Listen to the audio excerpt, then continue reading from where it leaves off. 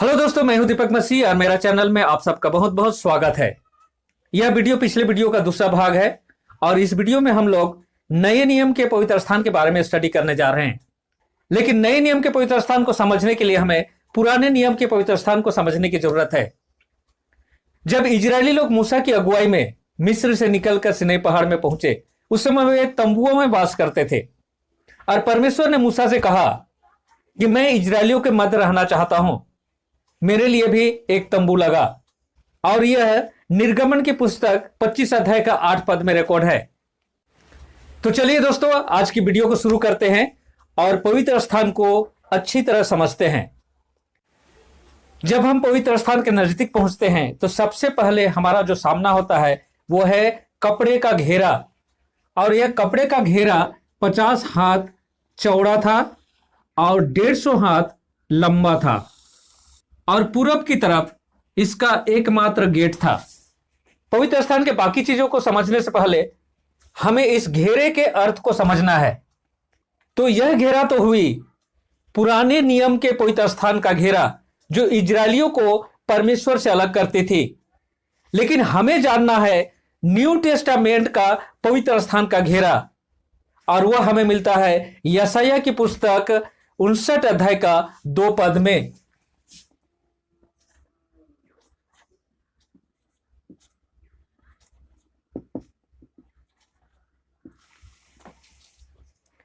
जहां पर लिखा हुआ है, परंतु तुम्हारे अधर्म के कामों ही ने तुम्हें तुम्हारे परमेश्वर से अलग कर दिया है और तुम्हारे पापों के कारण उसका मुख तुमसे छिप गया है। दोस्तों, पाप रूपी वह घेरा यीशु के क्रूसिफिक्शन और पुनरुत्थान के 2000 साल बाद भी इस दुनिया में मौजूद है और अब भी परमेश्वर से हमें अलग करती है। और जितना अधिक हम पाप करते जाएंगे वह घेरा और भी मजबूत होता जाएगा। और रोमियो 6 का 23 में लिखा हुआ है, पाप की मजदूरी तो मृत्यु है।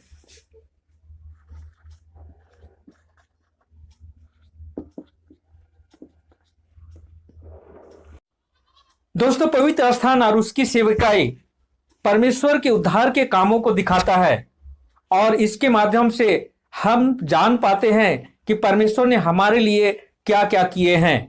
परमेश्वर जानता था कि हम अपनी उद्धार खुद नहीं कर सकते हैं, इसलिए परमेश्वर आगे आता है और अपने अनुग्रह प्रभु यीशु के माध्यम से हम तक पहुंचाता है। और इसी बात को रोमियो 6 का 23 का दूसरे भाग में पौल कुछ इस तरह से कहता है, परंतु परमेश्वर का वरदान हमारे प्रभु मसीह यीशु में अनंत जीवन है। और जब यीशु इस जगत में आता है तो कहता है कि मार्ग मैं हूं, बिना मेरे द्वारा कोई पिता के पास नहीं पहुंच सकता है। और यह बात यूहन्ना 14 का 6 पद में लिखा हुआ है।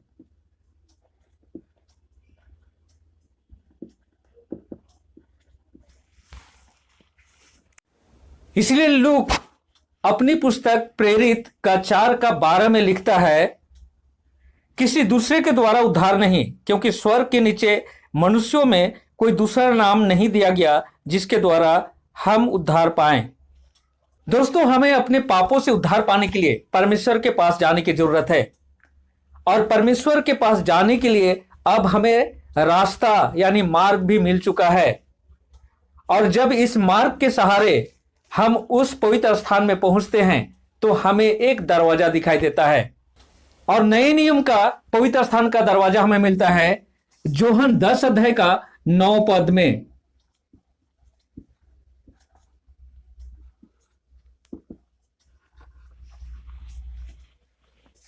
जहां पर यीशु कहता है, द्वार मैं हूं, यदि कोई मेरे द्वारा प्रवेश करता है तो वह उद्धार पाएगा। दोस्तों, पुराने नियम का जो पवित्र स्थान था वह एक डेमोन्स्ट्रेशन था, एक मॉडल था परमेश्वर के उद्धार के कामों को दिखाने के लिए। और नए नियम में परमेश्वर का सही मायने में उद्धार का काम शुरू होता है। और उस जर्नी में आज हम उस नए नियम के पवित्र स्थान के दरवाजे तक पहुंचे हैं। तो आज का जर्नी मैं यहीं पर ब्रेक करना चाहता हूं। इसके आगे का जर्नी हम आने वाले वीडियो में देखेंगे।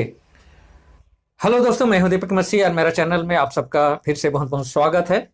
दोस्तों, पवित्र स्थान का जो विषय है वह बहुत ही महत्वपूर्ण विषय है। हर एक मसीही भाई बहन को इस विषय को समझने की जरूरत है, क्योंकि यह परमेश्वर के उद्धार की योजना का डेमोन्स्ट्रेशन है। अगर हम इसे अच्छी तरह से समझना चाहते हैं तो हमें ओल्ड टेस्टामेंट के उस मॉडल को देखने की जरूरत है जो इजरायलियों को दिया गया था। जब हम ओल्ड टेस्टामेंट के उस पवित्र स्थान में पहुंचते हैं तो सबसे पहले हमें जो दिखाई देता है वो है घेरा, जो कपड़े का बनाया हुआ था और उसका एकमात्र पूरब की तरफ एक दरवाजा था। तो दोस्तों, जब हम इस घेरे से अंदर घुसते हैं तो पहला जो आर्टिकल है वो है अल्टर, जहां पर बलिदान किया जाता था, और दूसरा आर्टिकल है लीवर, जहां पर याजक लोग अपने को शुद्ध करते थे।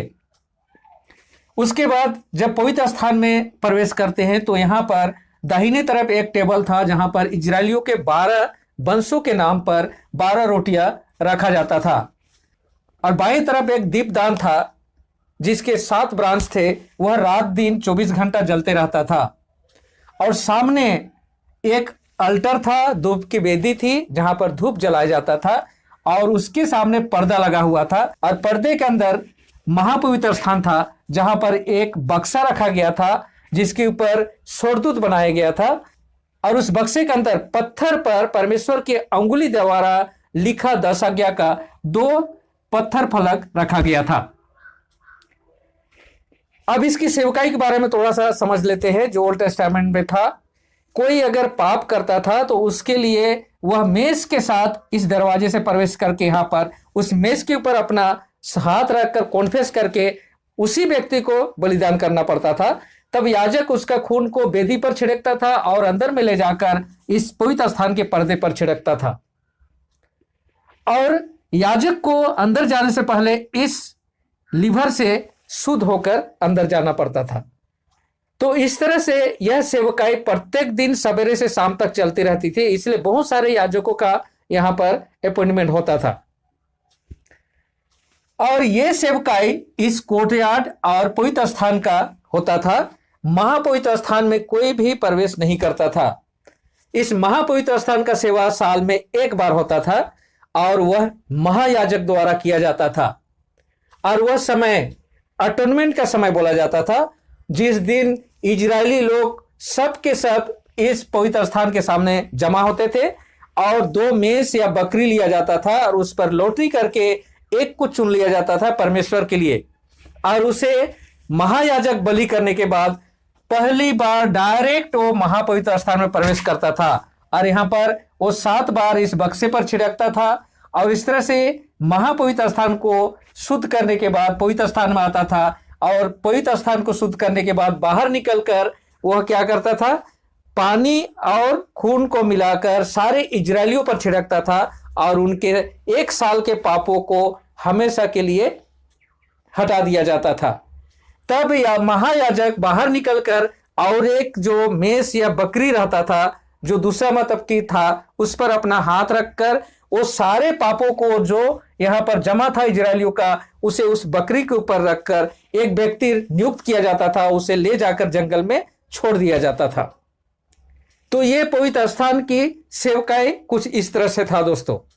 लेकिन बाइबल हमें बताती है कि वह मिनिएचर मॉडल था, एक डेमोन्स्ट्रेशन था परमेश्वर के प्लान ऑफ सल्वेशन का, उसका जो फुलफिलमेंट होता है न्यू टेस्टामेंट में। तो दोस्तों, जो ओरिजिनल पवित्र स्थान है वो न्यू टेस्टामेंट में है, और आज हम उसी न्यू टेस्टामेंट के पवित्र स्थान को देखने जा रहे हैं। तो चलिए हम लोग न्यू टेस्टामेंट के पवित्र स्थान को समझते हैं। तो सबसे पहले जो पुराने नियम में जो पवित्र स्थान था उसका ये घेरा के द्वारा परमेश्वर और इजरायलियों को अलग किया गया था। तो घेरा हमें क्या करता है, सेपरेट करता है, अलग करता है। अब नए नियम में ऐसा कौन सा घेरा है जो परमेश्वर से हमें अलग करता है?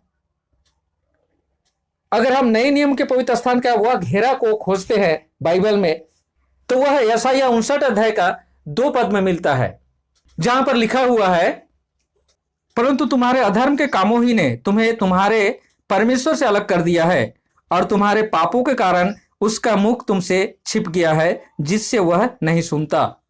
तो दोस्तों, नए नियम का पवित्र स्थान का जो घेरा है वह है हमारी पाप। ये पाप हमें परमेश्वर से अलग करता है। और जब हम पुराने नियम के पवित्र स्थान को देखते हैं तो एक दरवाजा था जिस दरवाजे से पापी अंदर जाते थे।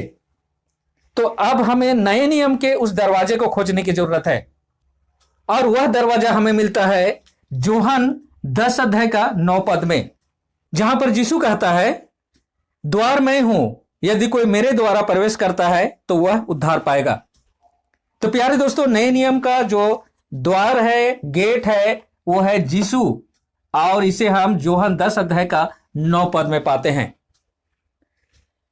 अब पुराने नियम का जो पवित्र स्थान का जो नियम था, पापी को इस दरवाजे से अपने साथ एक सब्स्टिट्यूट बलिदान लेकर आना पड़ता था, यानी साथ में एक मेज चाहिए जो पापी को अंदर जाके बलिदान करना है। अब नए नियम के पवित्र स्थान में दरवाजा तो हमें मिल गया, वह दरवाजा यीशु है। अब हमें मेज चाहिए, और वह मेज मिलता है यूहन्ना 1 अध्याय का 29 पद में, जहां पर यूहन्ना बपतिस्मा दाता यीशु की तरफ अंगुली दिखाकर कहता है, वो देखो परमेश्वर का मेमना जो जगत का पाप उठा ले जाता है। तब हमारे पास सब्स्टिट्यूट बलिदान के लिए मेज भी है, और दरवाजा हमें मिल गया है। अब उस दरवाजे से हम अंदर जाते हैं, तो हमें पहला मिलता है जो स्थान है, वो है अल्टर, जहां पर हमें उस मेज के ऊपर अपनी पापों को कॉन्फेस करके रखना है। और वह अल्टर दोस्तों नए नियम में गोलगाथा है, जहां पर यीशु का क्रूसिफिक्शन हुआ था। और इसी प्रायश्चित के बलिदान के संबंध में मत्ती 20 अध्याय का 28 पद में यीशु कहता है,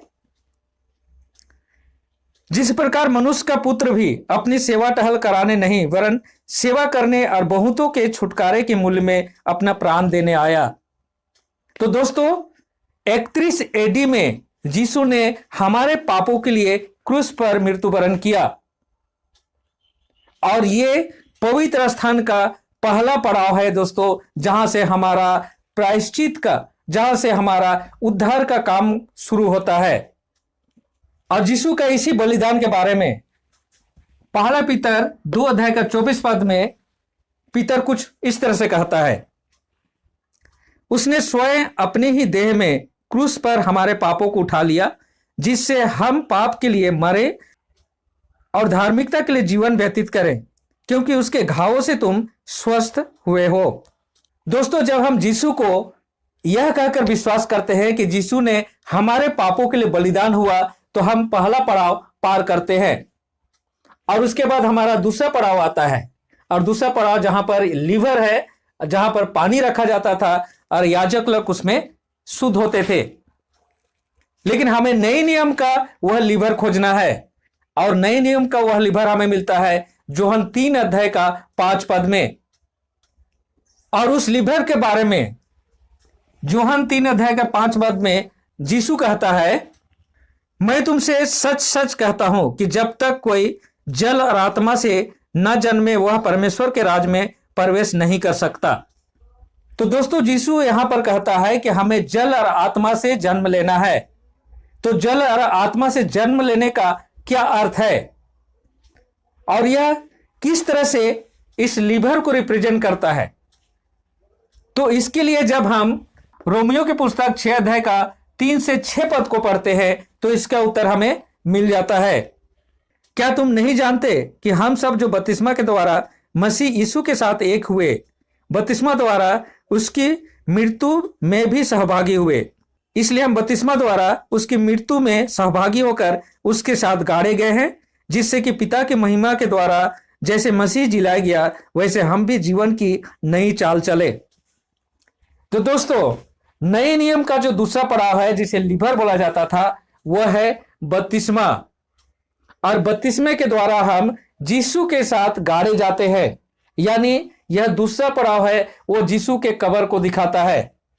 और बपतिस्मा के द्वारा हम यीशु के साथ गाड़े जाते हैं, और जिस तरह से 3 दिन के बाद यीशु जी उठा था, हमारा नया जीवन शुरू होता है।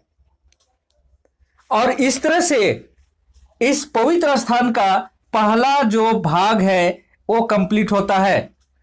और ये पहला भाग दोस्तों 31 एडी में कंप्लीट होता है, जब यीशु का क्रूसिफिक्शन हुआ था। दोस्तों पवित्र स्थान की जो सेवकाई है वह 3 चरणों में पूरा होती है, जिसका पहला चरण को हम जस्टिफिकेशन बोलते हैं। और जस्टिफिकेशन में 2 आर्टिकल आते हैं, जिसमें पहला है अल्टर और दूसरा है लीवर। और इस भाग का जो सेवकाई है 31 एडी में पूरा हुआ, जब यीशु का क्रूसिफिक्शन हुआ। और दूसरे चरण की जो सेवकाई है, जिसे सांटिफिकेशन बोला जाता है, वह शुरू होता है 31 एडी से और यह 1844 एडी तक चला। और लास्ट एंड फाइनल जो पार्ट है, जिसको ग्लोरिफिकेशन बोला जाता है दोस्तों, वह 1844 से चालू हुआ है और यीशु के सेकेंड कमिंग में यह कंप्लीट होगा। तो आज का ये पवित्र स्थान का जर्नी का हम लोग पहला पड़ाव हम लोगों ने कंप्लीट किया है, जहां पर यीशु क्रूसिफाइड होता है हमारे पापों के लिए और हम बपतिस्मे के द्वारा हम यीशु के साथ एक होते हैं। इसके आगे का जर्नी हम अगले वीडियो में देखेंगे, क्योंकि एक ही वीडियो में अगर हम सारे एक्सप्लेन करें तो वीडियो बहुत लंबी हो जाएगी और ऐसा करना संभव नहीं है। तो मिलता हूं अगले वीडियो में, तब तक परमेश्वर के आशीषों का आनंद उठाइए। धन्यवाद।